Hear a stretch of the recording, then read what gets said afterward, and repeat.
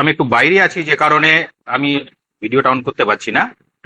এছাড়া অন্যান্য স্কুলের যারা টিচার কিংবা শিক্ষক কিংবা হেডমাস্টার মশাই আছেন, তাদেরকে, আমার প্রিয় ছাত্রছাত্রী এখানে উপস্থিত আছেন, আমরা টোটাল পার্টিসিপেট দেখছি প্রায় 42, ইনক্লুডিং মি। তো সবাইকে আমার এই আমি শুভ সন্ধ্যা জানাই। তো আজকে একটা ভালো সুযোগ আমাদের কাছে এনে দিয়েছে, আমি দীপগোপাল বাবুকে স্পেশালি থ্যাঙ্কস দেব, যে ছাত্রছাত্রীরা, আমি এখানে যেটুকু শুনেছি যে ক্লাস 10 পরীক্ষার্থী যারা পরীক্ষা দিয়েছে সেই সমস্ত ছাত্রছাত্রীরা আজকে জয়েন করেছে। তো যারা এই সময়টা বন্ধু বান্ধবের সঙ্গে আড্ডা দিত বা পরিবারের সঙ্গে সময় কাটাতো, তারা শিক্ষক শিক্ষিকার সান্নিধ্যে এলো, সেই সমস্ত ছাত্রছাত্রী। এটা একটা ভালো উদ্যোগ। আর আমাদের এখন তো ভ্যাকেশন চলছে, এটা আমাদের সবারকেই বলা, যে ভ্যাকেশনের সময়ে যে এরকম ভাবে ছাত্রছাত্রীদের সঙ্গে যদি আমরা ভার্চুয়াল মোডে জয়েন হতে পারি, তাহলে ছেলে মেয়েদের কাছে একটা ভালো বার্তা যায়, তারাও একটু উৎসাহিত বোধ করে। এখন দীপগোপাল বাবুর সঙ্গে আমার সকালে যেটা কথা হলো, তো উনি বললেন যে উনি চাইছেন আর কি, এবং আমি প্র্যাকটিক্যালি আমিও চাই, আমাদের প্রায় বীরভূম জেলাতে স্কুল আছে অ্যাবাউট 629। তো আমার মাধ্যমিক এবং হাই স্কুলগুলো যদি আমি ধরে নিই, তার সংখ্যাটা প্রায় 450 মতো, বাকিগুলো জুনিয়র হাই স্কুল। সমস্ত স্কুল যদি এভাবে একসঙ্গে একটা উদ্যোগ নেয়, সেটাও খুব ভালো হবে, যাতে করে ছেলেমেয়েরা উপকৃত হবে ছুটির সময়টাতে। তারা বিভিন্ন বিষয় নিয়ে তারা জানতে পারবে, বুঝতে পারবে। এবং আহ, একটা জিনিস, যে আমাদের ছাত্রছাত্রী যারা আছে, তাদেরকে বুঝতে হবে, আমি এখন একটু ছাত্রছাত্রীর দিকেই আমি আলোকপাত করব, তাদেরকে বুঝতে হবে যে আমাদের ক্লাস, কি বলবো, যে মাধ্যমিক লেভেল এবং উচ্চ মাধ্যমিক লেভেল। এবারে মাধ্যমিক লেভেলে যে সমস্ত সাবজেক্ট আছে, সেখানে history, geography, physical science, life science, mathematics, English ইত্যাদি ইত্যাদি সাবজেক্টগুলো আছে। এরপরে তারা যখন মাধ্যমিক পাশ করে হায়ার সেকেন্ডারিতে যাবে স্কুল এডুকেশনের মধ্যে, সেখানে সাবজেক্টের সংখ্যাটা কিছুটা বাড়ছে, কিছুটা মডিফিকেশন আসছে, কিছুটা আপগ্রেডেশন হচ্ছে। এরপরে হায়ার সেকেন্ডারি থেকে যখন তারা আরেকটু হায়ার স্টাডিজে যাবে, কলেজে যাবে, তখন স্পেসিফিকেশনটা একটু বেশি হয়ে যায়। তো আমরা, আমাদের ডিপার্টমেন্ট থেকে একটা নির্দেশ এমনিতেই দেওয়া আছে, যে এক্সপোজার টু হায়ার এডুকেশন কিংবা স্টুডেন্ট কাউন্সেলিং, যাতে করে ছেলে মেয়েদেরকে একটা দিশা দেখানো যায়, এবং সমস্ত ছেলে মেয়ে আমাদের স্কুল এডুকেশনে যারা আছে তাদেরকে একটা আলো দেখানো যায়, তাদের একটা গাইডেন্স দেওয়া যায়, যে কোন পথে গেলে পার্টিকুলার সেই ছেলেটি বা সেই মেয়েটি, সেই স্টুডেন্টটি তার ভবিষ্যৎটাকে উজ্জ্বল করতে পারবে। এক্ষেত্রে এখানে যারা আমাদের ডক্টর ঘোষ আছেন, তিনি নিশ্চয়ই তাদেরকে সেভাবে গাইড করবেন। তো আজকে আমি যেটা শুনলাম, হিস্ট্রি বা ইতিহাস সাবজেক্টটা নিয়েই আজকে আলোচনার বিষয়। তো আমাদের মনে এরকম একটা সামাজিকভাবে ধারণা তৈরি হয়ে আছে, এই যে আর্টস, সায়েন্স এবং কমার্স, কমার্স তো এখন প্রায় উঠেই গেছে, যাই হোক, আর্টস এবং সায়েন্স যে সমস্ত সাবজেক্টগুলো আছে, তো সায়েন্সের সাবজেক্ট মানে ও অনেক ভালো ছেলে, অনেক ভালো জানতে হয়, ফিজিক্স পড়বে, ম্যাথস পড়বে, কেমিস্ট্রি পড়বে, বায়োলজি পড়বে, আপনার কম্পিউটার সায়েন্স পড়বে। আর্টসের যারা পড়াশোনা করছে তারা ওই সংস্কৃত, হিস্ট্রি, জিওগ্রাফি, তারপরে আপনার এডুকেশন অ্যান্ড আদার্স যে সমস্ত সাবজেক্ট, মানে একটা একটা আমাদের মানসিকভাবে একটা দূরত্ব বা একটা চিন্তা ভাবনার কোথাও একটা প্রসারতার জায়গাতে আটকে যাচ্ছে, যে আর্টসে পড়া মানে খুব ভালো একটা, তার ব্রাইট ফিউচার আছে। আর আর সরি, সায়েন্সে পড়া মানে, আর আর্টসে পড়া মানে তার ফিউচারটা খুব ভালো নেই, ভালো ছেলেমেয়েরা এই জায়গাতে আসে না, স্কোপ নেই। এই জায়গাগুলো কিন্তু এরকম একটা ভাবনা, সামাজিক আমাদের যে সমস্ত গার্জেনরা আছে তাদের মধ্যে, যারা শিক্ষক শিক্ষিকা অভিভাবক আছেন তাদের মধ্যে এরকম একটা ধারণা, তাদের মধ্যে একটা ধারণা জন্মে আছে অলরেডি। সেই জায়গা থেকেই আমরা বলি যে সেখান থেকে আমাদেরকে বেরিয়ে আসতে হবে। আমাদের অনেক বিষয় আছে, এডুকেশন হতে পারে, হিস্ট্রি হতে পারে, পলিটিক্যাল সায়েন্স হতে পারে, হায়ার সেকেন্ডারি জায়গাতে আর্টসের যে ফিলোসফি হতে পারে। এরকম বেশ কিছু সাবজেক্ট আছে, যে সাবজেক্টগুলোতেও তারা যদি ইন্টারেস্টেড থাকে এবং তারা যদি হায়ার স্টাডিজ করে, তাদের কাছেও কিন্তু তাদের ফিউচারে একটা স্কোপ থেকে যায় থাকে। কারণ এই বিষয়গুলো নিয়ে নিশ্চয়ই হায়ার স্টাডিজে গবেষণারও জায়গা আছে, কিংবা তার সোশ্যাল ইম্প্যাক্ট আছে। কিছু কিছু সাবজেক্ট আছে, যেমন মাস কমিউনিকেশন অ্যান্ড জার্নালিজম, এরকম কিছু সাবজেক্ট আছে যে সমস্ত ছেলেমেয়েরা সাধারণত এগুলোকে জানে না, বোঝেও না। তো এইগুলো থেকেও যে তার ফিউচারটাকে ব্রাইট করতে পারবে, সেটা তাদেরকে তাদের ভাবনার মধ্যে আনতে হবে। এইটাই হলো বিষয়। এছাড়া আমি আরেকটা জিনিস যেটা বলবো, সেটা হলো এখানে শিক্ষক শিক্ষিকারা আছেন না, আপনারা জানেন যে আমরা একটা ছেলে মেয়েদের কোনটা দেখে তাকে অ্যাসেস করি। মূলত আমরা অ্যাসেস করি তার রেজাল্ট দেখে, যে ও কত ভালো রেজাল্ট করেছে সে তত ভালো স্টুডেন্ট, কিন্তু সে কতটা জানে, সে কতটা ওই বিষয়টা সম্পর্কে, সেটা সায়েন্স সাবজেক্ট হতে পারে, আর্টসের সাবজেক্ট হতে পারে, সোশ্যাল সায়েন্স হতে পারে, সে কতটা জানে, এইটার মেজার করার মতো, মেজারমেন্টের জন্য বা মেজার করার জন্য যে মাপকাঠি গুলো আমরা ব্যবহার করি, সেইটার জায়গাতে মনে হয় নজর দেওয়ার প্রয়োজন আছে। যদি আমরা এই মেজারিং টুলসটা ঠিকঠাক মতো না প্রয়োগ করতে পারি, তাহলে ছাত্রদের হয়তো নাম্বার পেলো অনেক, বেশ কিছু স্টুডেন্ট আছে যারা অনেক বেশি নাম্বার পাচ্ছে, তারা মাধ্যমিক উচ্চ মাধ্যমিকে কোনো পার্টিকুলার কোনো বিষয়ে অনেক বেশি নাম্বার ক্যারি করছে, কিন্তু তার কোয়ালিটিটা অনেক বিলো লেভেলের, কম, অনেকটা কম কোয়ালিটির। আবার অনেক স্টুডেন্ট নাম্বার বেশি পাচ্ছে না, কিন্তু ওই বিষয় সম্পর্কে তার দখল অনেকটা বেশি, সে ওই বিষয়টাতে অনেক বেশি ইন্টারেস্টেড এবং তার দখল বেশি। আমাদের এই দুটো জায়গাকে ব্যালেন্স করেই চলতে হবে। এইটা করতে গেলে কোনো বিষয়ে, আমি যখন, আমার শিক্ষকরা এখানে আছেন, তারা এডুকেশন দিচ্ছেন আমাদের ছাত্রছাত্রীদেরকে, অবভিয়াসলি প্রত্যেকটা ক্লাসে শিক্ষকরা চেষ্টা করেন তাদের ছাত্রছাত্রীদেরকে সেই বিষয় সম্পর্কে বোঝাতে, জানাতে, শুধু জানাতে বোঝাতে নয়, সেই বিষয়টা তার প্র্যাকটিক্যাল লাইফে সে কিভাবে ব্যবহার করতে পারবে, অর্থাৎ তার ব্যবহারিক দিকটা কি আছে, এবং এবং এই বিষয়টা সে তার নিজের জীবনে প্রয়োগ কিভাবে করতে পারবে, সেটার একটা থেকে থাকে উদ্দেশ্যের মধ্যে। এবং ছাত্রছাত্রীটা সেই বিষয়ে কত নম্বর পাবে, নাম্বারটাও একটা কিন্তু একটা ভাইটাল রোল প্লে করে তাকে জাজ করার জন্য। তো কতটা সে ছাত্রটা জানবে এবং সে নম্বর বেশি ক্যারি করবে, এই দুটোর একটা ব্যালেন্স করতে হয় শিক্ষক শিক্ষিকাদের। এবং তার জন্যই আমার যেটা বলার আজকে, যে যারা শিক্ষক শিক্ষিকা আছেন তাদেরকে বলবো যে মেজারিং টুল যেটা ব্যবহার করা হয় সেটা যেন ঠিকঠাক মতো হয়, তাহলে আমরা ছাত্রছাত্রীদেরকে করতে পারবো, নাহলে অ্যাসেস করতে পারবো না। 2 নম্বর, আপনারা জানেন যে আমাদের কামিং ইয়ার থেকে 11 এবং 12-এ আমাদের সেমিস্টার পদ্ধতি শুরু হয়েছে। তারও কিছু পজিটিভ দিক বা সেটা কিভাবে হবে, এখানে যারা শিক্ষক মহাশয়রা আছেন তারা এখানে আলোচনা করবেন। আশা করব আমাদের ছাত্রছাত্রী এখানে যারা পার্টিসিপেট করেছে, আমি প্রায় দেখছি 46 নাম্বার অফ পার্টিসিপেন্টস আছে, ইন ফিউচারে এই সংখ্যাটা আরো বেশি বাড়বে। এবং আজকে যে উদ্যোগটা দিব্যগোপাল বাবু, আমাদের এনআইজিএস এর হেড টিচার ইনচার্জ, ভারপ্রাপ্ত শিক্ষক, প্রধান শিক্ষক, তিনি নিয়েছেন, তার সঙ্গে আরো শিক্ষক শিক্ষিকা এবং ছাত্রছাত্রী ইনভলভ হবে, এবং আমরা সবাই মিলে এই ছাত্রছাত্রীদেরকে এবং ডক্টর ঘোষকে অবভিয়াসলি আজকের জন্য এবং অন্যান্য দিনে যে সমস্ত আমাদের গাইডরা আসবেন এখানে, তাদেরকে, তাদের মাধ্যমে আমাদের ছাত্রছাত্রীরা ভীষণভাবে উপকৃত হবে এবং তাদের ভবিষ্যতে তারা একটা দিশা পাবে। এই আলোচনার পরে 1 ঘন্টা বা 45 মিনিট আপনারা যে আলোচনা করবেন তার মধ্যে তারা একটা দিশা পাবে। এটা এটা অবভিয়াসলি এটা ভাবতেই হবে যে আমাদের যে জেনারেশন, তারা চারিদিকে যে ইনফরমেশন পাচ্ছে, বিভিন্ন দিক থেকে যে ইনফরমেশন তারা পাচ্ছে, সেটা সোশ্যাল মিডিয়া হতে পারে, ইলেকট্রনিক্স মিডিয়া হতে পারে, নিউজ মিডিয়া হতে পারে, এই সমস্ত ইনফরমেশন তাদের কাছে যখন আসছে, সেই ইনফরমেশন গুলো পেতে পেতে তারা অনেকটাই ডিমোটিভেটেড। তাদের এই মোটিভেশনের জায়গা আজকে আমাদের এই প্ল্যাটফর্ম। এবং আরেকটা বিষয়, যারা সাবজেক্ট টিচার, শুধুমাত্র তিনি তার সেই সাবজেক্টের প্রতি তার ছাত্রছাত্রীদেরকে যদি উৎসাহিত করতে পারেন, আশা করি আমাদের ছেলেমেয়েরা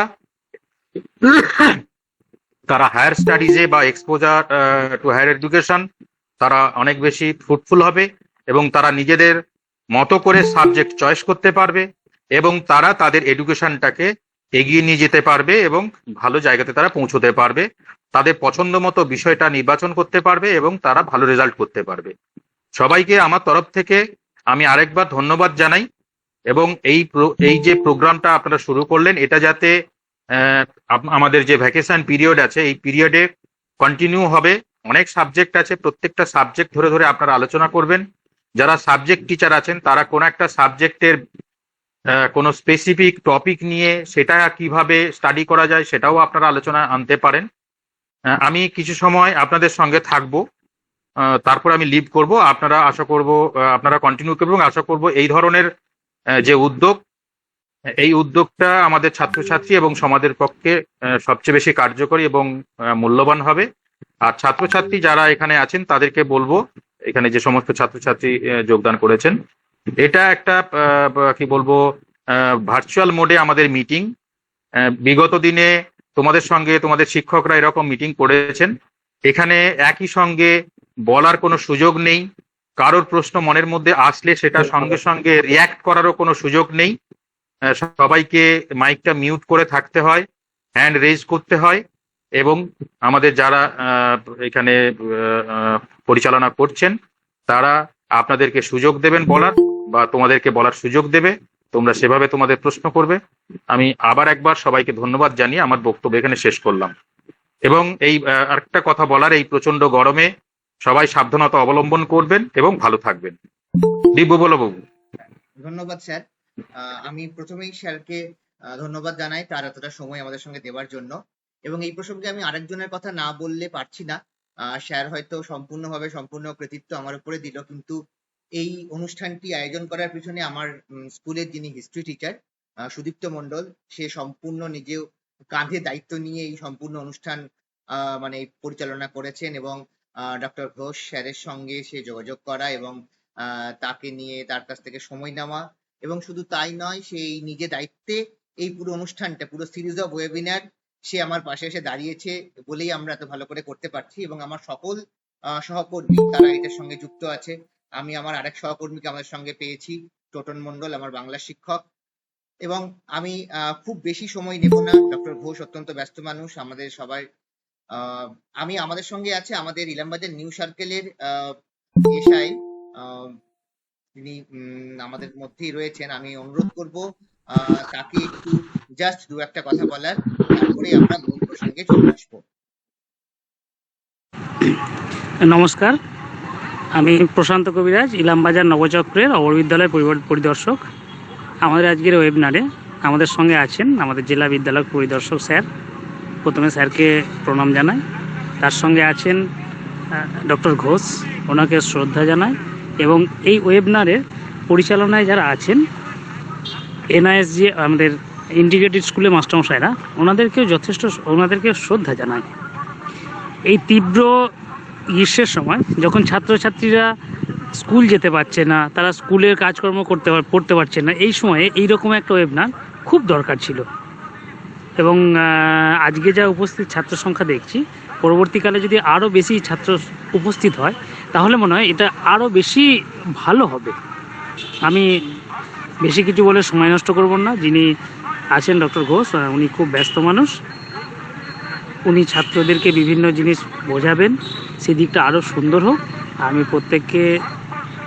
প্রত্যেককে প্রণাম, শুভেচ্ছা এবং ছাত্রদের ভালোবাসা জানাই। আর এই রকম ওয়েবিনার আগামী দিনে আরও যাতে হয় সেই জন্য আমাদের দীপবাবুকে অনুরোধ জানাই।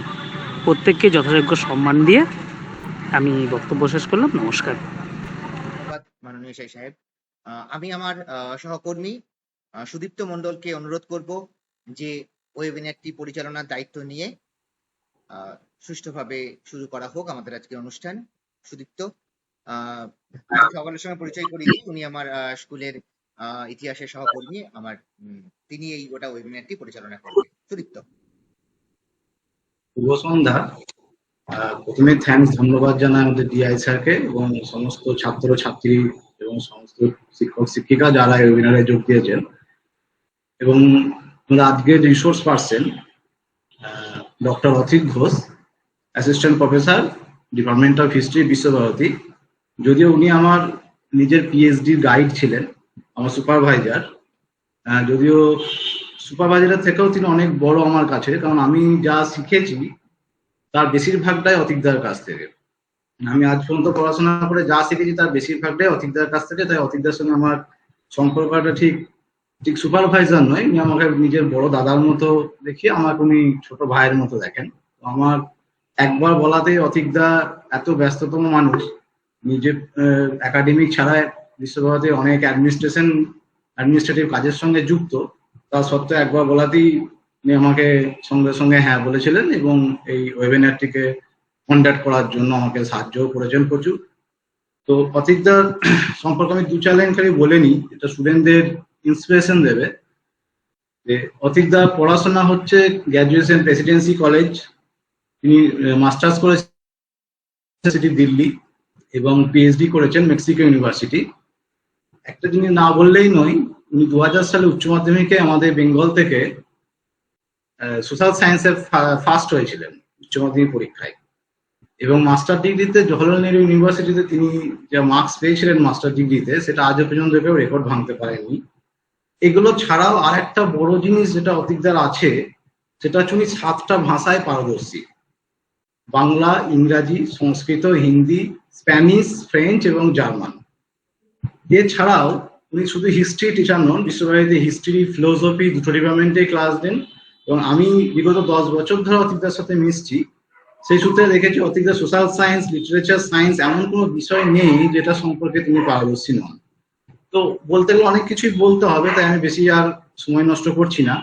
অতীকদাকে আমি অনুরোধ করব যে আমাদের ডিআই স্যার যেগুলো বললেন, এবং আজকে যে বর্তমান যুগে সোসাইটিতে ভারতবর্ষে আমরা যে ক্রাইসিসটা দেখতে পাচ্ছি, যে ইতিহাসটাকে নিয়ে যে বিকৃত একটা চর্চা শুরু হয়েছে, ইতিহাসটাকে বিকৃত করার চেষ্টা চলছে, এই সমস্ত বিষয়গুলো থেকে কিভাবে অ্যাভয়েড করা যায়। এবং আগে আমাদের ডিআই স্যার যে পয়েন্টগুলো বললেন সেই পয়েন্টগুলো তো আছেই, তারই সাথে আগেকার দিনে পড়াশোনার একটা চিন্তা ভাবনা ছিল যে শুধু পড়াশোনাটা, ডিআই স্যার বললেন যে চাকরি ওরিয়েন্টেড না হয়ে নলেজ ওরিয়েন্টেড হতো।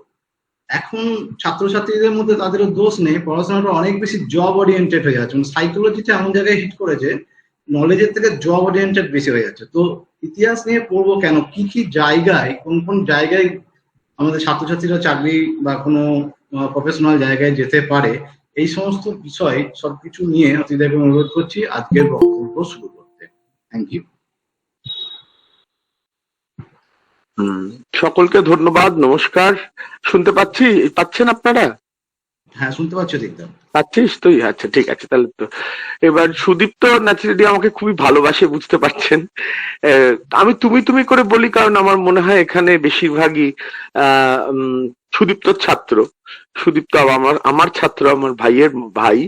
অতএব সবাইকে তুমি বলাটাই বোধহয় অভিপ্রেত, বাঞ্ছনীয়। তাই সেটা বলি তুমি করে, যে তোমরা যেরকম সুদীপ্তর ছাত্র অনেকে, সুদীপ্ত আবার দীর্ঘদিন আমার ছাত্র, আমার কাছে ও পিএইচডি করেছে। এই অধুনা কিছুদিন হলো ওর পিএইচডি ডিগ্রিও পেয়ে গেছে, এবং সেই দীর্ঘ সম্পর্কের কারণেই হয়তো সুদীপ্ত আমাকে এত ভালোবাসে, এবং সেই কারণে উচ্ছ্বসিত প্রশংসা, এরকম প্রশংসার পাওয়ার যোগ্যতা আমার কোনো নেই, সেটা আগেই বলে রাখি। আর অবশ্যই বাকি যারা রয়েছেন, ডিআই সাহেব, দীপগোপাল বাবু, সবারই প্রচেষ্টায় আমাদের এই ওয়েবিনারটা অর্গানাইজ হতে পেরেছে, এবং আমি আসতে পেরে খুব আনন্দিত, আবার খুব ভীত, শঙ্কিত। কারণ আমি সারা জীবনে আমি আজকে কম বেশি 18 বছর পড়াচ্ছি, কিন্তু পুরো সময়টাই আমি নানান বিশ্ববিদ্যালয়ে পড়িয়েছি, দেশে বিদেশে নানান বিশ্ববিদ্যালয়ে পড়িয়েছি। অথবা আমি মূলত বিশ্ববিদ্যালয়ের ছাত্রদের সাথে কথা বলতে অভ্যস্ত, এবং বিশ্ববিদ্যালয়ের ছাত্রদের সাথে কথা বলাটা খুব একটা আয়াস সাধ্য, পরিশ্রম সাধ্য, শ্রমসাধ্য ব্যাপার নয়। এটা আপনারা সকলেই জানেন। তারা সবাই এক একজন বিদ্বান ব্যক্তি। অতএব বিশ্ববিদ্যালয়ের ছাত্রদের আকারে ইঙ্গিতে কথা বললে হয় অনেক সময়, কিন্তু স্কুলের ছাত্ররা, আমি যা শুনলাম ডিআই সাহেবের কাছ থেকে, যে তোমরা অনেকেই হয়তো এই সবে তোমাদের ক্লাস 10-এর বোর্ডের পরীক্ষা দিয়ে 11-12-এ যাবার কথা, ভর্তি হবার প্রক্রিয়ার মধ্যে রয়েছো, সেক্ষেত্রে যেটা হয় সেটা হলো কি তোমরা তোমাদের আহ, বয়সের এজ গ্রুপ যাকে বলি আমরা, যেটা বয়সের মানুষের সাথে কথা বলার আমার অভ্যেস নেই, তাই আমি ভীষণ ভীত যে আমি বাড়াবাড়ি করে ফেলবো না তো, যেটা বলবো সেটা বোধগম্যতা থাকবে তো। এই প্রসঙ্গগুলো যদি না বুঝতে পারো অবশ্যই বলো, যে এই জায়গাটা বোঝা গেল না, সেটা অবশ্যই আবার আলোচনা হতে পারে। একটা সুবিধা অবশ্য হয়েছে, যেটা সুদীপ্ত বললো, সেটা হলো কি আমার পূর্ববর্তী বক্তা যারা ছিলেন, বিশেষ করে ডিআই সাহেব, তিনি যেসব বিষয়গুলি তুলে ধরলেন তাতে আমার কাজ অনেকটা হয়ে গেল। তার যে বিষয়গুলো অবতারণা উনি করলেন, তার ফলে যেটা হলো সেটা হলো কি আমার কথামুখটা তৈরি হয়ে গেছে, এবং কোন প্রসঙ্গে বিশেষত কথা বলতে হবে সেইটা উনি তৈরি করে দিয়ে গেছেন। এই জন্য আবার আলাদা করে তাকে একবার ধন্যবাদ জানাবো আমি। এটা খুবই সুবিধে হয়েছে আমার। উনি এমন কিছু প্রসঙ্গ তুলেছেন যেগুলো আমার মনে হয় ভীষণ গুরুত্বপূর্ণ প্রসঙ্গ। একটা হলো কি বিজ্ঞান বনাম আর্টস যাকে বলি আমরা, বিজ্ঞান বনাম সমাজ বিজ্ঞান বা সাহিত্য, এর মাঝে যে আমরা একটা শ্রেণী বিভাজন করি আমাদের সমাজে, আমাদের সমাজেই করি, কিন্তু এটাও পরিষ্কার করে বলে রাখি, পৃথিবীর অন্যান্য দেশে আমি মানে ইউরোপের প্রায় 15-16টা দেশে আমি গেছি, এবং Latin America, South America, North America মিলিয়েও তাই। এবং সেখানে আমি এটা দেখিনি, এটা আমি জানি না, হয়তো আফ্রিকায় এটা হয়, সাউথ ইস্ট এশিয়ায় হয়, কিন্তু ভারতবর্ষে যে হয় এবং বাংলাদেশে যে হয় সেটা আমি জানি, আমার ব্যক্তিগত অভিজ্ঞতা থেকে জানি। এবং অন্যান্য প্রাচ্যের দেশে যে এটা তেমন ভাবে তীব্রভাবে হয় না বা আদৌ হয় না, সেটাও আমি জানি, যে বিজ্ঞান এবং সাহিত্য, বিজ্ঞান এবং সমাজ বিজ্ঞান, বিজ্ঞান এবং ইতিহাস, এই বিভাজনটা হয় না। এবং এই বিভাজনটা শুধু একটা বিভাজন মাত্র নয়, এটা বৈষয়িক বিভাজন নয়, এটার মধ্যে একটা ভ্যালু জাজমেন্ট যাকে আমরা বলি, যে একটা একটা বিজ্ঞানটা বেশি গুরুত্বপূর্ণ একটা বিষয়। দুর্বল ছাত্ররা বিজ্ঞান না পেয়ে সমাজ বিজ্ঞান পড়ে, ইতিহাস পড়ে, সাহিত্য পড়ে, এইটা একটা চল রয়েছে। ইংরেজি বোধহয় একমাত্র এক্সেপশন, ইংরেজি বোধহয় একটি মাত্র বিষয় যেটাকে আমরা এক্সেপশন হিসেবে দেখতে পারি। কারণ ইংরেজি আমি দেখেছি আবার অনেক বিজ্ঞানে 11-12 বিজ্ঞান পড়ে আসা ছাত্র ইংরেজি পড়া, কারণ সেটা আমাদের দেশে আমরা সকলেই জানি, আপনারাও জানবেন। এবং আমি যেটা সবসময় আমার ছাত্রদের বলি, যে আমাদের দেশে ইংরেজি শেখাটা একটা ভাষা শিক্ষা নয়। আমরা ইংরেজি সাহিত্য, ভাষা এটা শিখবো ভেবে ইংরেজি শিখি না অনেক সময়। ইংরেজিটা আমাদের এখানে একটা টুল, ইংরেজি শেখাটা আমাদের ভারতবর্ষে একটা টুল মনে করা হয়, টুল, একটা সরঞ্জাম মনে করা হয়, একটা উপায় মনে করা হয়, যে উপায়টা অনেকগুলি দরজা খুলে দেবে। যে ইংরেজি বলতে পারে, আমাদের দেশ ছেড়ে আজ 75 বছরের বেশি হয়ে গেল ইংরেজরা চলে গেছে, এবং আমরা খুব গর্বিত যে আমরা স্বাধীনতা লাভ করেছি, এবং স্বাধীনতা লাভ করে সেই স্বাধীনতা খোয়াইনি। আমাদের মতো অনেক দেশই স্বাধীনতা লাভ করেছিল, কিন্তু তাদের স্বাধীনতা টেকেনি, তাদের কোথাও মিলিটারি ডিক্টেটরশিপ, সামরিক স্বৈরতন্ত্র তৈরি হয়েছে, কোথাও ডেমোক্রেসি ভেঙে গেছে, গণতন্ত্র ভেঙে পড়েছে, কোথাও সেই যে দেশটা তৈরি হয়েছিল সেই দেশটা টুকরো টুকরো হয়ে গেছে, কোথাও সেই দেশটা নব্য সাম্রাজ্যবাদের কবলে পড়েছে। আফ্রিকার ঘটনা অনেক সময় মাথায় আসে, আফ্রিকার অন্যান্য দেশের কথা উদাহরণ মাথায় আসে, যে আমাদের দেশটা হয়নি, আমাদের দেশ বেশ বেঁচে পড়তে আছে। যখন আমাদের দেশ স্বাধীন হয়েছিল তখন অনেকে মনে করেছিলেন যে এ দেশ টিকবে না, এত ভাষা, এত লোক, এত অঞ্চল, এত বিরোধিতা, এ দেশ কি টিকতে পারে? কিন্তু সব শত্রুর মুখে ছাই দিয়ে যাকে বলে, আমাদের দেশ কিন্তু বেঁচে পড়তে আছে। শুধু তা বেশ ভালোভাবে বেঁচে পড়তে আছে, যাকে ইংরেজিতে আমরা বলি অ্যালাইভ এন্ড কিকিং, সেইটা রয়েছে। তো সেই দেশে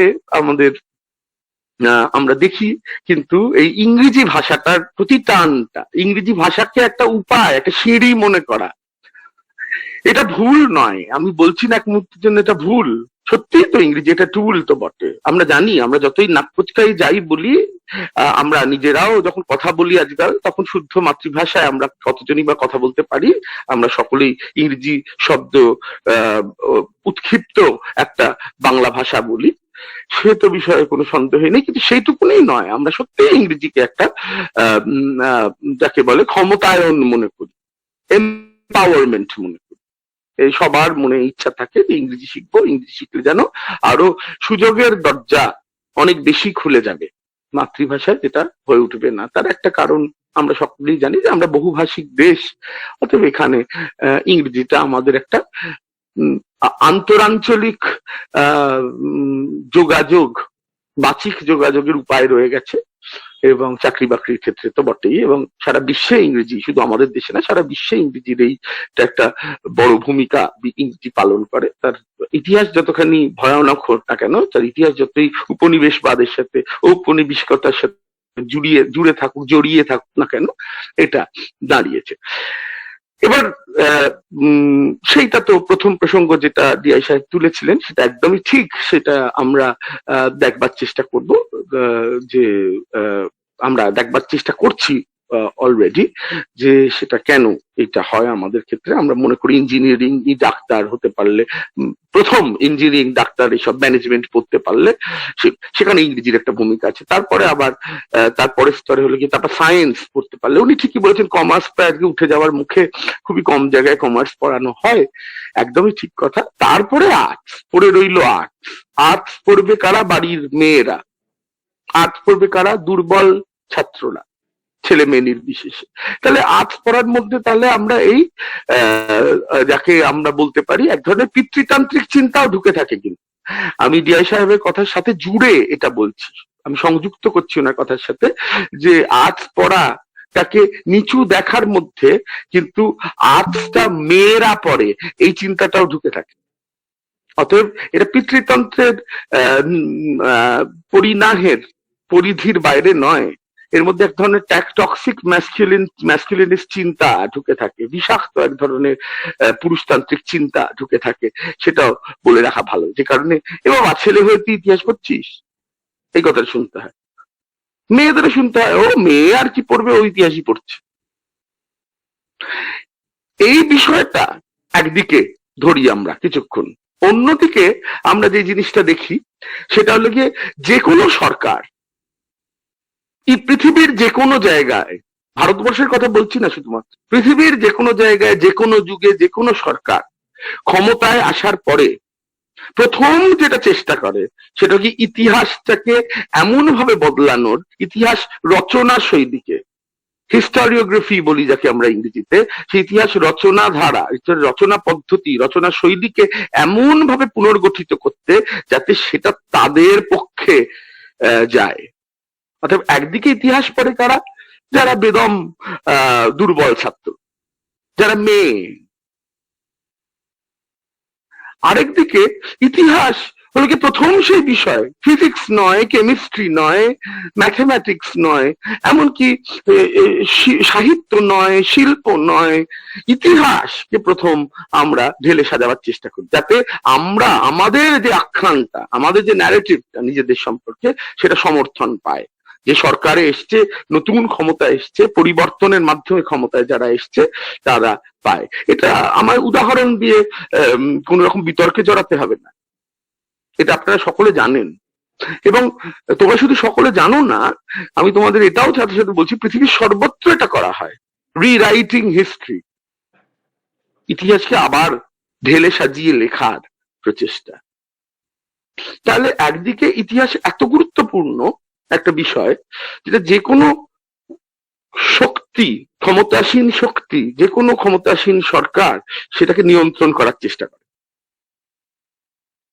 আবার সারাক্ষণ আমাদের বলা হয় যে ইতিহাস যারা পড়ছে, যারা ইতিহাস পড়ার কথা ভাবছে, তারা নয় কিছু না পেয়ে ইতিহাস পড়ছে, নয় তারা মেয়ে বলে ইতিহাস পড়ছে, নয় তারা দুর্বল ছাত্র বলে ইতিহাস পড়ছে। এই দুটো পরস্পর বিরোধী নয় কি? একদিকে তুমি ইতিহাসকে ইতিহাসের পুনর্লিখন ছাড়া আর কিছু ভাবতে পারো না, অন্যদিকে যারা পড়ে, সেই ইতিহাসটা পড়ে, তাদেরকে সবসময় ছোট করে দেয়। আসলে পরস্পর বিরোধী নয়, আসলে এর মধ্যে যে রাজনীতিটা আছে সেটা দেখলে পরে আমরা বুঝতে পারবো যে পরস্পর বিরোধী নয়। ইতিহাসকে যেহেতু বারবার লিখনের প্রয়োজন পড়বে, ইতিহাসটাকে যেহেতু আমার নিজের মতাদর্শ অনুযায়ী পৃথিবীর যে কোনো সময় যে কোনো যুগে আবার লিখে নিতে হবে, সেহেতু আমরা চেষ্টা করি সবসময় ইতিহাস যারা পড়ছে তাদেরকে গৌণ করে রাখার, কারণ তাদের মুখ্যতা দিলে পরে আমাদের এই পুনর্লিখনটা সহজ থাকবে না। আমরা যদি বলি যারা ইতিহাস পড়ছে তারা সবচেয়ে গুরুত্বপূর্ণ বিষয়টা পড়ছে, কথার কথা বলছি, সব বিষয় গুরুত্বপূর্ণ, আমি এখানে তর্কের খাতিরে বলছি, তাহলে সবচেয়ে গুরুত্বপূর্ণ বিষয়টা পড়ছে, তাহলে তো ভারী বিপদ। তাহলে তুমি সবচেয়ে গুরুত্বপূর্ণ বিষয়, সবচেয়ে মেধাবী ছাত্ররা যেটা পড়ছে সেই বিষয়টাকে তুমি সহজে গড়ে পিটে নেবে কি করে নিজের প্রয়োজন অনুযায়ী? তাহলে যে প্রতিষ্ঠান তৈরি হবে, ঐতিহাসিক প্রতিষ্ঠান, সেটাকে ভাঙা গড়া অত সহজ হবে না। তাই জন্য এর সাথে সংযুক্ত 2 নম্বর পয়েন্ট আবার ডিআই সাহেব তুলেছিল, সেটাকেই আমি টেনে আরেকটু বাড়াবো। সেই যুক্তি, ওনার যে যুক্তিটা দিয়েছেন সেই যুক্তিটা একদম আমি ওনার সাথে 100% একমত, সেটাকেই আরেকটু প্রসারিত করবো আমি। সেটা হলো গিয়ে যে ইতিহাসের সম্পর্কে ভীতিও তৈরি করা হয়। ইতিহাসের সম্পর্কে যে ভীতিটা তৈরি করা হয় সেটা হলো কি, ইতিহাস যারা পড়ে, যারা পড়তে চায়, তাদের খালি সাল, তারিখ, ঘটনা মনে রাখতে হয়। অমুক মাসের অমুক তারিখে অত সালে এই ভদ্রলোক বাড়ি ছেড়ে বেরিয়েছিলেন, তমুক মাসের তমুক সালের তত মাসে সেই মাসে ওই ভদ্রলোক মারা গিয়েছিলেন। এই যেন একটা তারিখ, মানে সেই অমিতাভ বচ্চনের হিন্দি ফিল্ম, তোমরা জানবে না, তোমরা বড্ড ছোট, আমাদের সময় খুব মজা করে সেটাকে হ্যাম করা হতো, তারিখ পে তারিখ। পরে সেটা সুনীল কি জানো, ওই ধর্মেন্দ্র ছেলেটি ও করেছে, সানি দেওল, তারিখ পে তারিখ, তারিখ পে তারিখ। এটা যেন ইতিহাস, ঘটনার পর ঘটনা মুখস্থ করা, তালিকা মুখস্থ করাটা যেন ইতিহাস, এইটা আমাদের মনের মধ্যে ঢুকিয়ে দেওয়া হয়, হৃদয়ের মধ্যে, জেহেন যাকে বলা হয় উর্দুতে, সেই জেহেনের মধ্যে ঢুকিয়ে দেওয়া হয় যে বাবা ইতিহাস, ওরে বাবা আতঙ্ক, কেন অত নাম, সাল, তারিখ, ঘটনা কে মনে রাখবে? অথচ তোমাদের বলি যে ইতিহাসের সাথে নাম, সাল, ঘটনা, তারিখ এগুলোর প্রায় কোনো মুখস্থ করার প্রায় কোনো প্রয়োজনে, আমি নিজের কথা বলতে পারি, আমি শুনলে সুদীপ্তর কাছে যে আমি ইতিহাসই পড়েছি সারা জীবন এবং ইতিহাসই পড়বো ভেবেছিলাম। তো সেই কারণে আমি তোমাদের বলি যে আমি একটা তারিখ মনে রাখতে পারি না। যদি আজ থেকে 30 বছর আগে, 40 বছর আগে আমার ইতিহাস চর্চা আরম্ভ করতে হতো, যদি আজ থেকে 30-40 বছর আগে আমি ঐতিহাসিক হিসেবে নিজেকে প্রতিষ্ঠিত করার চেষ্টা করতে হতো, তাহলে আমি কিন্তু ব্যাপক বিপদে পড়তাম, যাকে তো ভাবনার বাইরে বিরাট বিপদে পড়তাম। কিন্তু আজকে যুগ আমার সহায় হয়েছে। এই যে আমি যে কোনো সাল, তারিখ, সন, ঘটনা, নাম মনে রাখতে পারি না প্রায়, বইয়ের লেখকের নাম মনে থাকে, বইয়ের নাম মনে থাকে না, কোন সালে কোন ঘটনা ঘটেছে, খুব গুরুত্বপূর্ণ সাল না হলে ফরাসি বিপ্লব 1789 সালে ঘটেছে, ভারতীয় স্বাধীনতা 1947 সালে ঘটেছে, এগুলো নিশ্চয়ই আমার মনে থাকে। 1857 সিপাহী বিদ্রোহ হয়েছে ভারতবর্ষে, এই গুরুত্বপূর্ণ সাল নিশ্চয়ই মনে থাকে আমার। কিন্তু এর চেয়ে কম যেগুলো বিখ্যাত সাল সেগুলো মনে থাকে না, নাম মনে থাকে না, নাম ভুলে যাই, আধা নাম মনে থাকে। তো এই যুগ আমার সহায় হয়েছে, এবং আজকে যারা ইতিহাস পড়তে এগিয়ে আসছে তাদের সকলের জন্য, যারা এগিয়ে আসবে, তোমরা কেউ যদি আসো, একজনও যদি আসো, তাহলে তাকে আমি এটা পরিষ্কার করে বলছি, সাল, তারিখ, সন এগুলো নিয়ে খুব চিন্তা করো না। ইতিহাসে সাল, তারিখ, সন মুখস্থ করাটা ইতিহাস নয়, সেটা হলো কি গ্যাজেটিয়ার লেখা, তালিকা তৈরি করাটা গ্যাজেটিয়ারদের কাজ, ঐতিহাসিকদের কাজ না। ঐতিহাসিকদের কাজ হলো যুক্তি, তর্ক এবং গল্প। ঋত্বিক ঘটকের ফিল্মের নাম স্মরণ করে বলি, যুক্তি দেওয়া, তর্ক করা, বিতর্ক করা কোনো বিষয় নিয়ে, এবং গল্প বলা। এই গল্প বলা ফেরত আসবো। এবং আমাদের আজকের যুগ যেটা আমাদের সহায়তা দিয়েছে, যে এই যুগ, সাল, তারিখ গুলো ভুলে গেলে, সবাই তো দেখো এই যে এই আজকে যে মাধ্যমে আমরা এই আলোচনাটা চালাচ্ছি, এটা তো আমাকে আশান্বিত করে যেই দাবদাহ চলছে বাইরে, চামড়া পুড়ে যাচ্ছে বেরোতে। আমার এক কলিগ, আমার এক সহকর্মী কালকে ভয়ানক রাত্রি বিকেল বেলার দিকে ভয়ানক অ্যাক্সিডেন্ট হয়ে রাস্তায়, সে প্রায় মরমর, এবং তার স্ত্রী এবং কন্যা মারা গেছে। তো আমি সেইখান থেকে সোজা এখানে এসে তোমাদের টকে জয়েন করছি। আমি সারা রাতি সিউড়ি দুর্গাপুর ছোটাছুটি করেছি এবং তারপর ফিরে শুধু তোমাদের কথা দিয়ে ফেলেছি যে আমি তোমাদের সাথে করব বলে, তোমাদের সাথে একটু কথা বলবো, আমার নিজের মনের কথাগুলো একটু শেয়ার করব বলে। তাই জন্য আমি এলাম খুবই দুর্বিপাকের মধ্যে। কিন্তু এটা কি সম্ভব হতো?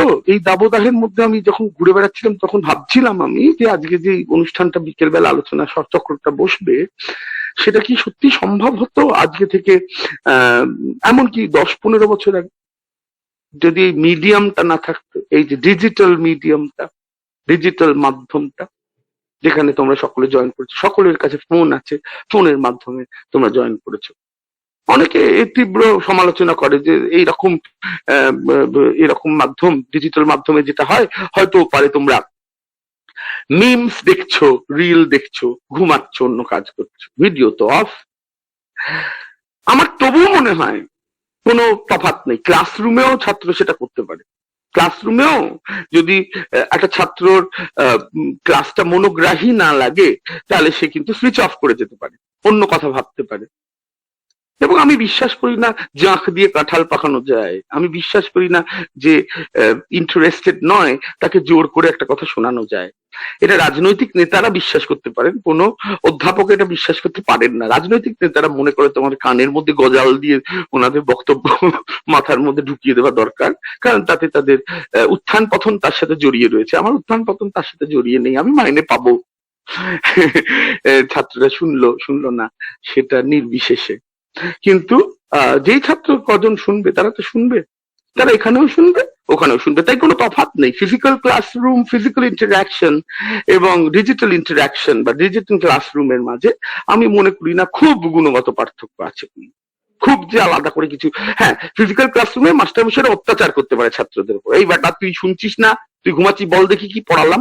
এসব আমি করি না, আমি বড্ড বেশি গণতান্ত্রিক এসব বিষয়। কেউ যদি আমার কথা শুনতে না চায়, সে শুনতে চায় না। সে একটা সামগ্রী ক্রয় করেছে, সে একজন ক্রেতা, সে পয়সা দিয়ে ভর্তি হয়েছে একটা জায়গায় পড়াশোনা করার জন্য। আমি বিক্রেতা, আমি যদি আমার সামগ্রীটা, যেটা হলো গিয়ে এডুকেশন, সেটা তার কাছে মনোগ্রাহী করে তুলতে না পারি, সেটা আমার অপরাধ, তার অপরাধ না। সে মনোগ্রাহী না করলে সেটা তার অপরাধ নয়, আমার অপরাধ। আমাকে চেষ্টা করতে হবে ক্লাস তার চরিত্র বদলানোর, যাতে সে শোনে। যেটা যে প্রসঙ্গটা, সেটা আবার ফিরে আসতে, সেটা আমরা সেই প্রসঙ্গটাতেই রয়েছি, কিন্তু সেই মূল ধারাটায় ফিরে আসতে, যে আজকে তোমাদের হাতে ফোন রয়েছে, আজকে সেই ফোনে গুগল রয়েছে।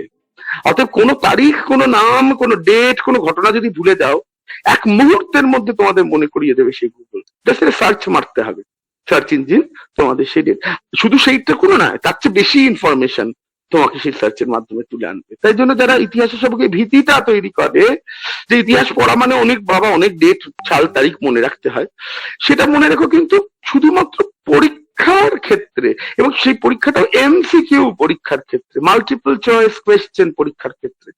আমি ব্যক্তিগতভাবে মাল্টিপল চয়েস পরীক্ষার খুব বিরোধী, কারণ আমি মনে করি যে ইতিহাসকে নিয়ন্ত্রণ করার যে প্রক্রিয়া, তার সেই প্রক্রিয়ায় একটা বড় পদক্ষেপ হলো গিয়ে ইতিহাসকে মাল্টিপল চয়েস কোয়েশ্চেনের মাধ্যমে পড়ানো।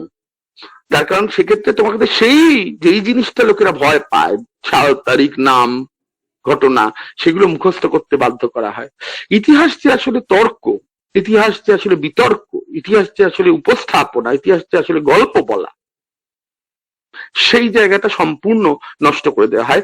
এমসিকিউ এমন ভাবে ডিজাইন করা হয়, বারবার বলছি, আমি সুদীপ্তকে কিছুদিন আগে বলছিলাম এই একই কথা, যে এমসিকিউ সমান নয়। এমসিকিউ পরীক্ষাও এমন ভাবে করা যায় যাতে মানুষের ভেতরে যে বিশ্লেষণী ক্ষমতা, সেটা বেরিয়ে আসতে পারে।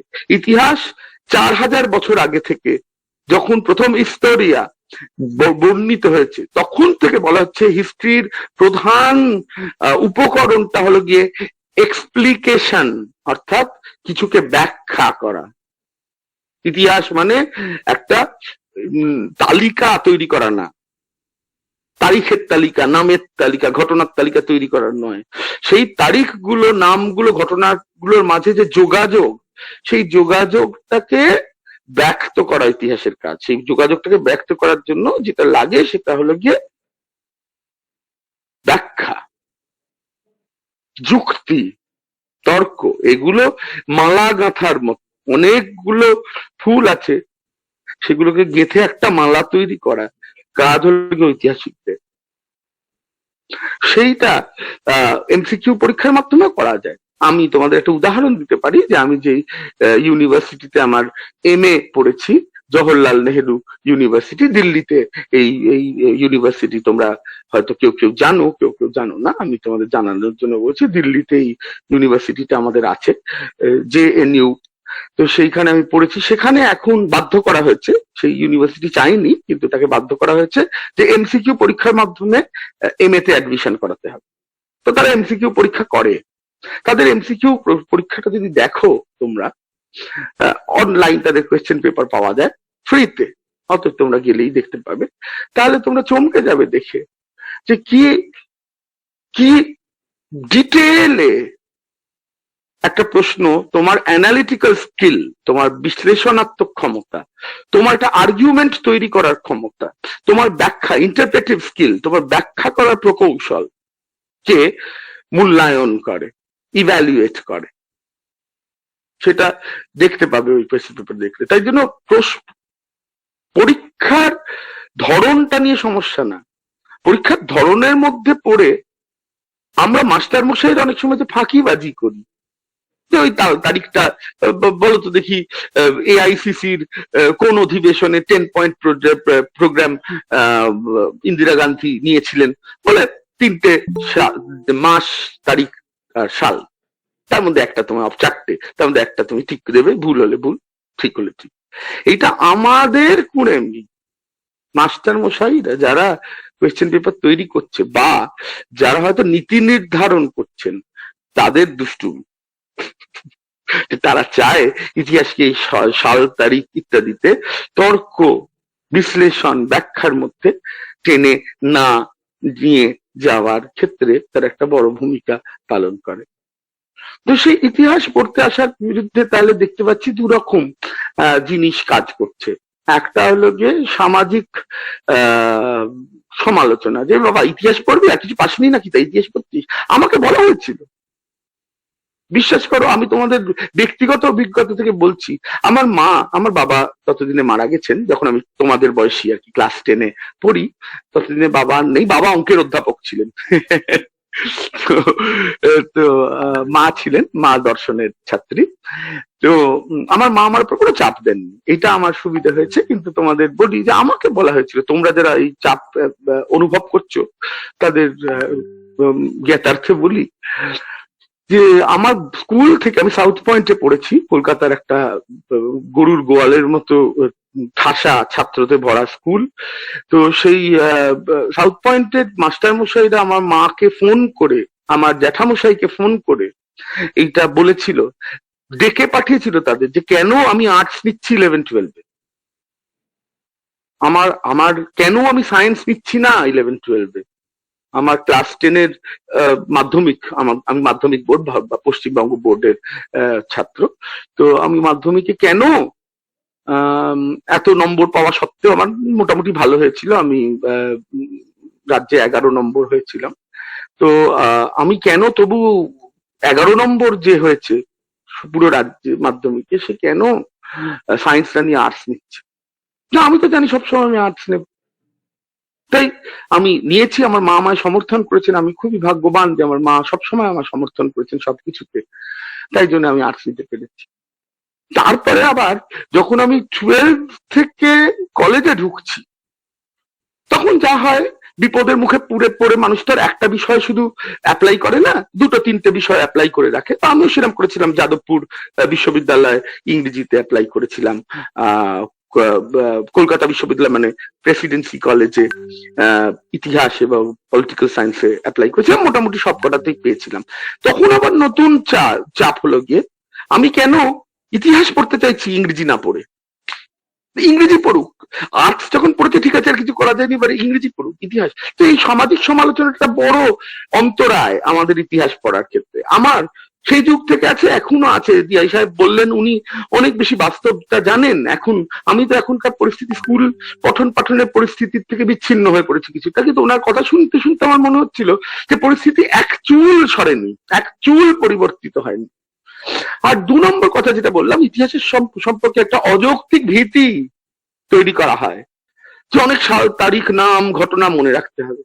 এই দুটোরই উল্টো পিঠে রয়েছে হলো গিয়ে সেই অ্যাটেনশনটা ইতিহাসকে, সেই গুরুত্বটা ইতিহাসকে প্রত্যেকটা রাজনৈতিক ক্ষমতার থাকা দল দেয় পৃথিবীতে সর্বসময়। তাহলে একদিকে দেখি যে রাজনৈতিক কোন দল নতুন ক্ষমতা এলেই তারা ইতিহাসটাকে নিজেদের মতো করে লেখার চেষ্টা করে। তার মানে এতখানি গুরুত্বপূর্ণ যে প্রথম কাজ সেটা যারা করতে চায় সেটা হল ইতিহাসকে পুনর্পাঠ একটা তৈরি করা, যেটা ভারতবর্ষে এখন হচ্ছে, আগে হয়েছে এবং পৃথিবীর সর্বত্র আগে হয়েছে। পশ্চিমবঙ্গে এখন হচ্ছে, আগে হয়েছে। 77 সালে যখন বামফ্রন্ট সরকার ক্ষমতায় আসে, তখন আমরা একভাবে দেখেছি, ভালো খারাপের প্রসঙ্গ নয়, কিন্তু আমরা একভাবে দেখেছি ইতিহাসকে লিখন হয়েছে, ইতিহাসের একটা রাজ্য স্কুল পুস্তকগুলোয়। 2011 থেকে আমরা দেখছি আবার একবার পুনর্লিখন হয়েছে। তাহলে এই একদিকে এত গুরুত্ব, অন্যদিকে বারবার বলা হয় যে ইতিহাস পড়ো না। এর মাঝে আমরা কিন্তু যেই ষড়যন্ত্রটা রয়েছে, রাষ্ট্রিক ষড়যন্ত্র সেটা বা সামাজিক ষড়যন্ত্র, সেটা দেখতে আমাদের কোনো অসুবিধা হওয়ার কথা নয়। ইতিহাস পড়লে পরে সেটা একটা সচেতনতা তৈরি করে, সেটা একটা যাকে এক জার্মান দার্শনিক বলে ফিউশন অফ হরাইজন, দিগন্তের ব্যাপ্তি, নানা ধরনের বৌদ্ধিক দিগন্তকে জুড়ে দেওয়ার কাজ ইতিহাস করতে পারে।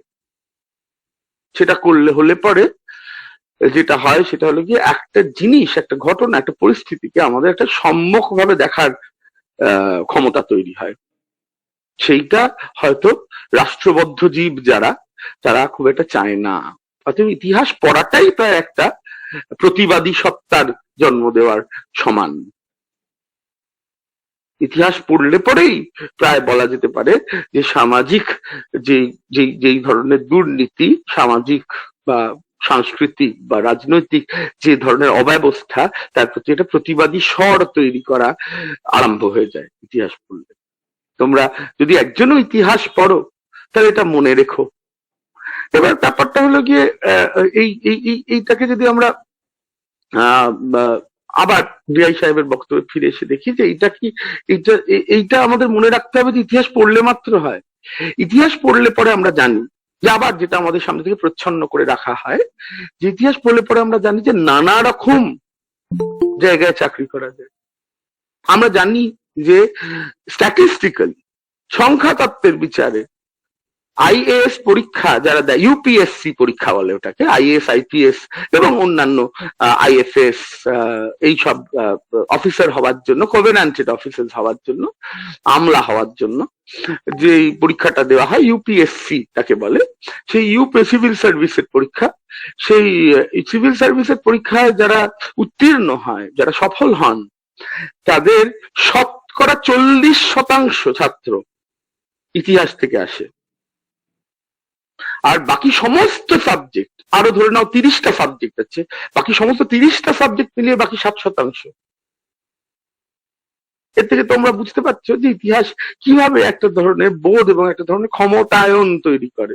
যে যারা আইএএস, আইপিএস, রাজনৈতিক নেতারা তো দেশ চালায় নিশ্চয়ই, কিন্তু তোমরা জানো যে দৈনন্দিন যে দেশ চলে, দৈনন্দিন যে প্রশাসনিক দায়িত্ব, সেটা আমাদের এই সিভিল সার্ভিসের মানুষেরা যারা রয়েছেন তারা করেন। অনেক সময় রাজনৈতিক নেতারা, তোমাদের বলতে হবে না যে রাজনৈতিক নেতারা জানে পর্যন্ত না কিভাবে একটা তাদের মন্ত্রক চালাতে হয়, কারণ সে তো একটা ইলেকশন জিতে এসছে, তাকে দেওয়া হয়েছে কয়লা মন্ত্রক। সে হয়তো একটা কাশ্মীরের লোক, সে কয়লা মন্ত্রক কি করে, সেই চালায় হলো গিয়ে বিউরোক্র্যাটসরা, আমলারা, আইএএস, আইপিএস এবং ডাব্লিউবিসিএস, মানে স্টেট লেভেল সিভিল সার্ভেন্টস যারা, তারা এই সমস্ত পরীক্ষায় সংখ্যাতাত্ত্বিক ভাবে দেখানো গেছে খুব বড় একজন পলিটিক্যাল ফিলোসফার আছেন ভারতীয়, তিনি এই ডেটা অ্যানালাইজ করে দেখিয়েছেন যে 40% ইউপিএসসি অ্যাসপিরেন্ট যারা সাকসেসফুল হয় তাদের 40% শুধু ইতিহাস থেকে, ইতিহাস ব্যাকগ্রাউন্ডে, যাদের ইতিহাস হিস্ট্রি সাবজেক্টটা ছিল মেন পরীক্ষাটা ইতিহাস একটা সাবজেক্ট ছিল, আর বাকি 30টা সাবজেক্ট আর বা তারও বেশি সাবজেক্ট থেকে বাকি 60%, মানে 10 জনের মধ্যে 4 জন আমলা ভারতবর্ষে শুধু ইতিহাস থেকে আসে। যেই জিনিসগুলোকে নিয়ে আমরা নাচানাচি করি, ফিজিক্স, কেমিস্ট্রি, ম্যাথমেটিক্স, সেগুলোর থেকে একটা বা কখনো একটাও নয় হয়। এখন ম্যানেজমেন্ট থেকে আসা, ইঞ্জিনিয়ারিং থেকে আসা ইয়েদের সংখ্যা বাড়ছে, কিন্তু সেটা ইতিহাসের ধারে কাছে আসে। আবার গবেষণা তো জানোই, ইতিহাস করে তোমরা স্কুলে পড়াতে পারবে, কলেজে পড়াতে পারবে, ইউনিভার্সিটিতে পড়াতে পারবে, আমি যেরকম পড়াই, বা আরো গবেষণা করতে পারবে, বই লিখতে পারবে, সেসব তো আছে, সেটা তো গড়পড়তা, সেটা তো জানো, সেটা সেই জন্যই তো মানুষ পড়াশোনা করে, যেটা সুদীপ তো খুব গুরুত্বপূর্ণ ভাবে বললো যে আমরা বাঁচার জন্য খাই না খাওয়ার জন্য বাঁচি। এই প্রশ্নের তো কোনো উত্তর, এই বিতর্কে কোনো শেষ হয় না। Do we eat to live or do we live to eat? আমরা খাওয়ার জন্য বাঁচি না বাঁচার জন্য খাই? এই প্রশ্নের তো কোনো নিষ্পত্তি নেই। যারা একটু বাস্তবধর্মী, যাদের একটু যাকে আমরা ইংরেজিতে বলি হার্ড নোজ, তারা সবসময় বলবে যে আমরা বাঁচার জন্য খাই। আর যারা একটু এস্থেটিক, নন্দন তত্ত্বটা বেশি, যারা একটু খাদ্যরসিকতা, যেন খাওয়ার জন্য বাঁচি বলবে। এই তো মানুষের মানসিকতায় তফাৎ থাকবেই, সেটা তোমাদের সকলের মধ্যেই আছে। তোমরা যারা খেতে ভালোবাসো তারা নিশ্চয়ই বলবে যে আহা হা, ভালো না খেলে বেঁচে থাকার অর্থ। আর কিছু লোক বলবে না, খাওয়াটা গুরুত্বপূর্ণ, ওটা খেতে হয়, কারণ নয়তো মরে যাবো, আমি মরে যাবো তাই জন্য। তো সেইটা তো আছেই যে আমরা পড়াশোনা করি কেন? জ্ঞান লাভের জন্য না চাকরি পাওয়ার জন্য?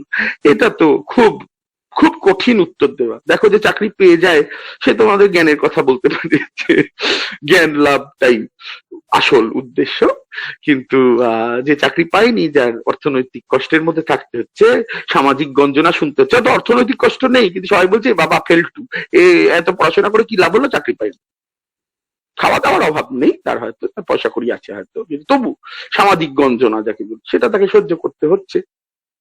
তো সেইটা হলে পরে আবার আমরা দেখি যে এই এই এই প্রসঙ্গটা চলে আসে যে বাবা কি লাভ হলো আমার, এত ফরাসি বিপ্লব, সোভিয়েত ইউনিয়নের পতন, ঠান্ডা লড়াই, এসব পড়ে বা ভারতবর্ষের ইতিহাস পড়েই বা আমার কি লাভ হলো? হ্যাঁ, আমার মনের দিগন্তগুলো বিস্তার পেয়েছে, আমি সমাজকে অনেক ভালো বুঝতে পারি, কিন্তু তাতে আরো বিপদ হয়েছে, কারণ সমাজকে যেহেতু আমি আরো ভালো করে বুঝতে পারি, তাই চাকরি কেন পাচ্ছি না সেটাও বুঝতে পারি, যে আমি ওভার কোয়ালিফাইড হয়েও কেন একটা চাকরি পাচ্ছি না। এই ব্যবস্থাটার ভেতরে যে দূষণ ঢুকে রয়েছে, সেই দূষণটাকে আরো ভালো দেখতে পাচ্ছি।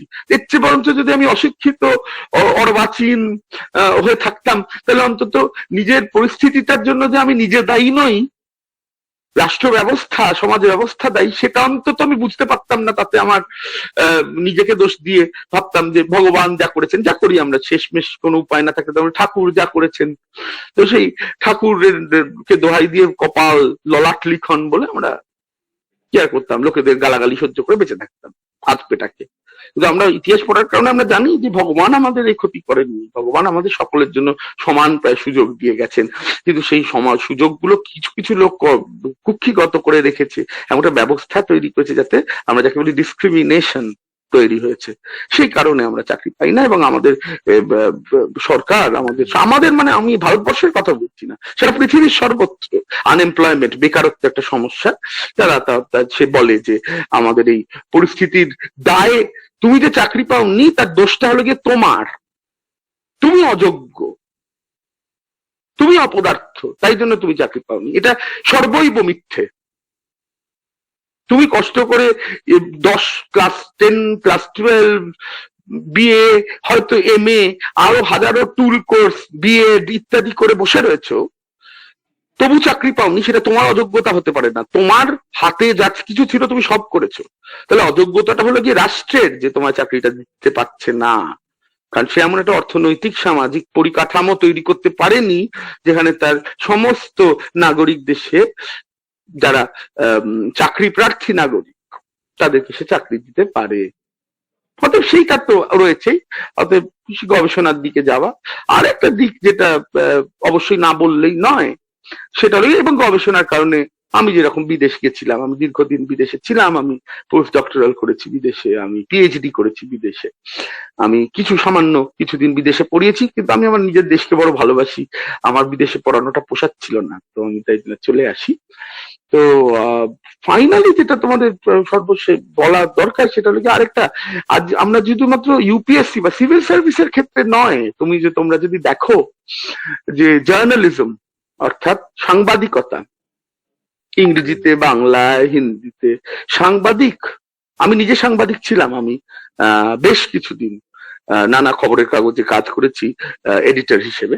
তো সেই জন্য আমি তোমাদের বলি যে তোমরা যদি সংবাদপত্রের অফিসে ঢোকো, যে কোনো সংবাদপত্রের অফিসে হঠাৎ ঢুকে যাও, যদি সে আনন্দবাজার, বর্তমান, টেলিগ্রাফ, যাই হোক, একটা ঢুকে গেলে এই সময় ঢুকে গিয়ে এক ধার থেকে লোকেদের জিজ্ঞেস করতে আরম্ভ করলে যে তোমরা কি পড়েছো, তোমরা বিএ করেছো, বিয়েতে কি পড়েছো, দেখবে 50% ওপরে লোক একটা সংবাদপত্রের অফিসে তোমাদের বলবে যে তারা ইতিহাস পড়েছে। সংবাদপত্রের লোকেরা মনে করে, সংবাদপত্রের মালিকরা, সংবাদপত্রের এই একটা ট্রেডিশন আছে, যে একটা প্রথা আছে যে সংবাদপত্রে ইতিহাসের ছাত্রদের নিলে পরে তারা খবর বুঝতে পারবে, কোন খবরটাকে, কোন ঘটনাটাকে খবর করা যায়, কোন ঘটনাটা কি, কোন আঙ্গিকটাকে বার করে আনলে সেটা একটা নিউজ ওয়ার্দি, খবরের উপযোগী হয়ে খবর হিসেবে পরিগণিত হবে, সেটা ইতিহাসের ছাত্ররা বোধহয় ওরা মনে করে বেশি বোঝে। তাহলে দেখতে পাচ্ছ তো, কথার কথা বলছি, বিজ্ঞান পড়ছে যে, সে যটা সুযোগ পাচ্ছে, সে যত কিছু করা, যত ধরনের জিনিস করার সুযোগ পাচ্ছে, ইতিহাস যে পড়ছে তাতে কিছু কম পাচ্ছে না, বরঞ্চ বিজ্ঞান যে পড়ছে সে সুপার স্পেশালাইজড, আমরা যাকে বলি, সেরকম ফিল্ডে সুযোগ পাচ্ছে। ইতিহাসে অনেক ব্রডার ফিল্ড, যেরকম না সাংবাদিকতা, সিভিল সার্ভিস, পাবলিশিং হাউসে, প্রকাশক সংস্থায় কাজ করা, এসবের সুবিধেও সে পাচ্ছে, আমরা দেখতে পাই। আমায় সুদীপ্ত বলেছিল 40 মিনিট মতো বলতে, তো প্রায় 40 মিনিট হয়ে গেছে, আমি তাই জন্য একটা শেষ কথা বলে আমার বক্তব্য সে ইতি টানবো। সেটা হলো গিয়ে, মনে রেখো যে এইটা তোমাদের অবশ্যই তোমরা জানো, তবু আমার মনে হয় যে এটা বলাটা খুব গুরুত্বপূর্ণ, যে কোনো বিষয়ই অন্য কোনো বিষয়ের চেয়ে ছোট নয়। আর যদি আমরা দার্শনিকদের কথা শুনি, যুগে যুগে গত 4000-5000 বছর ধরে পৃথিবীর দার্শনিকেরা যা বলেছেন, ভারতীয় দর্শনের লোকেরা, পাশ্চাত্য দর্শনের লোকেরা যা বলেছে, তাতে আমাদের মনে হয় যে বিজ্ঞান এক ধরনের অবজেক্টিভ নলেজ তৈরি করে, বিজ্ঞান এক ধরনের অবজেক্টিভ নলেজ তৈরি করে, যেই নলেজটার যেটা আউটকাম, যেটা পরিণতি, সেটাকে তুমি একটা ল্যাবরেটরিতে বারবার প্রডিউস করতে পারো, অবজারভেশন, রিপিটেশন এর মাধ্যমে সেই নলেজটাকে বারবার রিপ্রোডিউস করা যায়, সেই ওরা অন্তত মনে করে, তাই আগে মনে করতে, তাই আজকাল সেটাও ফলস প্রমাণিত হয়েছে। কিন্তু দার্শনিকেরা বলেন যে সাহিত্য বা ইতিহাস বা সমাজতত্ত্ব, মানে হিউম্যানিটিজ যাকে বলি, সেইগুলি আমাদের এক ধরনের subjective understanding of the world we live in তৈরি করে। আমরা যে বিশ্বের মধ্যে বেঁচে রয়েছি তার সম্পর্কে আমাদের খুবই ব্যক্তিক একটা আন্ডারস্ট্যান্ডিং অফ দ্য ওয়ার্ল্ড, একটা বোধগম্যটাই, পৃথিবীর আমাদের পারিপার্শ্বিক জগতের যে জগৎ যে আমাদেরকে ঘিরে রেখেছে তার সম্পর্কে বোধগম্যতা তৈরি করে। অর্থাৎ কথাটা যেটা বলার, যেটা বলে আমি শেষ করব, সেটা হলো গিয়ে, এটা মনে রাখতে হবে যে তোমার এই যে আমার ঘরে টিউব লাইট জ্বলছে, এই যে ফোনের এই ইয়েটা চলছে, আলোচনা সভাটা চলছে, এই যে আমার এসি চলছে, এই যে আমার হেডফোনটা কাজ করছে, এই যে আমার স্মার্ট ওয়াচে দেখাচ্ছে এখন 7:30 বাজে, অত তোমরা চঞ্চল হয়ে উঠছো, সেইগুলো কিভাবে হচ্ছে, তার ভেতরের যে বৈজ্ঞানিক প্রক্রিয়াটা, টেকনোলজিক্যাল প্রসেসটা, সেটা আমরা সবাই পরিষ্কারভাবে জানি না, সেটা বিশেষজ্ঞরা জানে, জানা খুব দরকার, তবেই আমরা এইগুলো ব্যবহার করতে পারি। আমরা তাদের কাছে খুব ঋণী, খুব কৃতজ্ঞ। কিন্তু আমরা কোন কাজটা করলে আনন্দ পাই, কি আমাদের দুঃখ দেয়, কোন জিনিসটায় আমাদের মনটা চঞ্চল হয়ে ওঠে, কি ঘটলে আমাদের হিংসে হয়, কেন আমরা রেগে যাই, এই প্রসঙ্গগুলোকে আমরা কেউ এড়িয়ে জীবনে বাঁচতে পারি না। এগুলো আমরা বিশেষজ্ঞদের হাতে ছেড়ে দিতে পারি না। তোমার মন খারাপ হলে তোমার মন খারাপ, তোমাকে নিজেকে ঠিক করতে হয়। উপায়, কারো সাহায্য নিতে পারো, কিন্তু আলটিমেটলি তোমাকে নিজেকে ঠিক করতে হয়। কিন্তু তোমার টিভিটা খারাপ হয়ে গেলে তোমার টিভির ভেতরের যন্ত্রপাতি জানার দরকার, সেটা একটা বিশেষজ্ঞকে ডাকলে হয়। যারা তোমরা আর্টস পড়বে, ইতিহাস তো অনেক দূরের কথা, যারা আর্টস পড়বে, হিউম্যানিটিস পড়বে, তারা সবসময় এটা মনে রেখো যে আমরা যারা আর্টস পড়ি, তারা যেসব প্রাসঙ্গিক জিনিসের প্রাসঙ্গিকতা নিয়ে ভাবনা চিন্তা করি, সেই জিনিসের প্রাসঙ্গিকতাটা দৈনন্দিন এবং সার্বজনীন। আমরা কেউ সেটাকে এড়িয়ে চলতে পারি না, বিশেষজ্ঞদের হাতে ছেড়ে দিতে পারি না। বলতে পারি না আমার মন খারাপ হয়েছে, অমুক লোক এসে আমার মনের ভেতরে স্ক্রু ড্রাইভার ঢুকিয়ে ঠিক করে দেবে।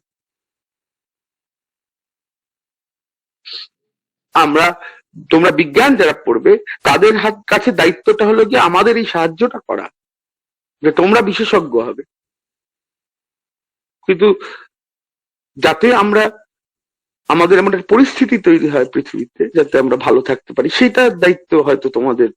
কিন্তু মানুষ তো বেঁচে থাকে প্রাত্যহিকভাবে, তার দুঃখ কষ্ট রাগ ঘৃণা সব হয়।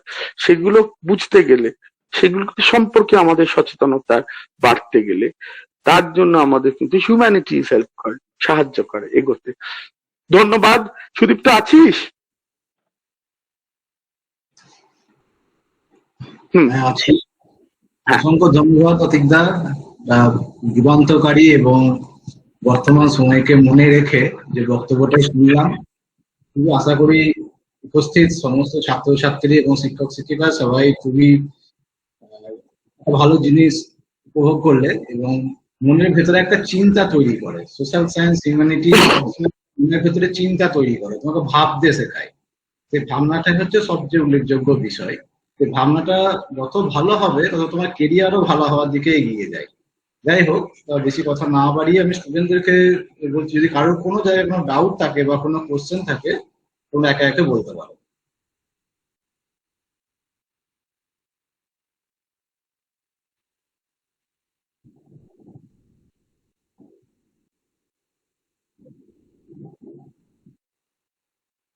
কোনো ছাত্রছাত্রীর কোনো কোশ্চেন আছে?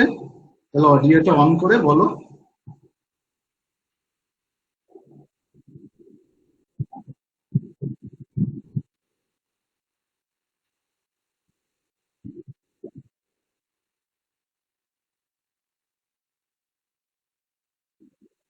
বোধহয় ওরা এতটাই রিচড হয়েছে, মানে স্পেল বাউন্ড হওয়া যাকে বলে, সেরকম একটা ব্যাপার। ওরা এখনো এটা নিয়ে এই একটা ঘোরের মধ্যে রয়েছে। ওরা এই মানে ওটা তো একটু সময় লাগে, না, প্রশ্নগুলো এই তৈরি হতে অ্যাপ্রোচে সময় তো লাগে। কখনো কেউ ওদেরকে এই সাবজেক্টটা তুলে ধরেনি।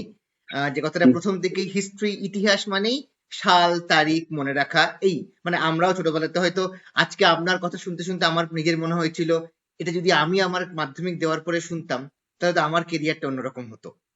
তো আমি আমি মনে করি যে আজকে আমাদের এই অনুষ্ঠান থেকে যদি আমরা অন্তত একজনকেও, যেটা আমি বারবার বললেন, পাই যে ভালোবেসে সাবজেক্টে পড়তে আসবে, মানে কিছু না পেয়ে ইতিহাস পড়তে আসছে না, সবকিছু পেয়ে ইতিহাস পড়তে আসা, আমার মনে হয় আমাদের উদ্দেশ্যটা সফল হবে। এবং ব্যক্তিগতভাবে আমি অত্যন্ত রিচড হলাম আপনার এবং সাবলীল ভাবে যে কিভাবে 40 মিনিট কেটে গেল। আমি সুদীপ্তকে যে শুনেছিলাম আপনার এই বাগ্মিতার সম্বন্ধে, আজকে সেটা প্রত্যক্ষ করলাম। ভবিষ্যতে আপনাকে নিয়ে আমাদের আরো অন্যরকম অনেক কিছু ইচ্ছা অবশ্যই ছিল। অবশ্যই, যখন ডাকবেন তখন। আমি আমার স্কুলের আমার সহশিক্ষক টোটন কুমার মন্ডল, টোটনকে বলবো যে আজকে আমাদের অনুষ্ঠানে ধন্যবাদ জ্ঞাপন করে আমাদের অনুষ্ঠানটা শেষ করার দিকে নিয়ে যেতে। টোটন। হ্যাঁ, আমি আছি। ধন্যবাদ স্যার। হ্যাঁ, টোটন। হ্যাঁ, ধন্যবাদ। আমরা এই যে কয়েকটা মুহূর্ত আমরা পেরোলাম, সত্যি করেই মানে আমার মুখ দিয়ে কোনো কথা বেরোচ্ছে না। আমাদেরও সেই ইতিহাস পড়ার সেই সময়গুলোর কথা মনে পড়ছে, এবং সেটাকে একেবারে নতুন দৃষ্টিভঙ্গিতে যেন দেখতে পাচ্ছি এই শিক্ষক জীবনে এসেও। তো আমরা একেবারে অনুষ্ঠানের শুরুতেই ডিআই স্যারের কাছ থেকেও যে প্রকৃত শিক্ষা কি সে সম্পর্কে আমরা যে ধারণাগুলো পেলাম, সেগুলো আমাদের মধ্যে হয়তো আছে, তবুও সেগুলো যেন কোথায় আমরাও হয়তো প্রতিদিনের কাজে কোথাও না কোথাও গুলিয়ে ফেলি। তো সেইগুলো যেন আবার নতুন করে আমাদের মধ্যে সঞ্চারিত হলো, এবং আমরাও চেষ্টা করব শুধুমাত্র রেজাল্ট ওরিয়েন্টেড বিষয়গুলোকে না গুরুত্ব দিয়ে ওদের মধ্যে কনসেপ্ট ওরিয়েন্টেড বিষয়গুলোকে ঢুকিয়ে দেওয়া, ওদের মধ্যে বিষয়গুলোকে পরিষ্কার করা। তো ডিআই স্যারের এই মানে প্রকৃত শিক্ষার উদ্দেশ্য সম্পর্কে যে তিনি বক্তব্য রাখলেন, সেইগুলোই মানে অসামান্য ভাবে আমাদের অতিকদা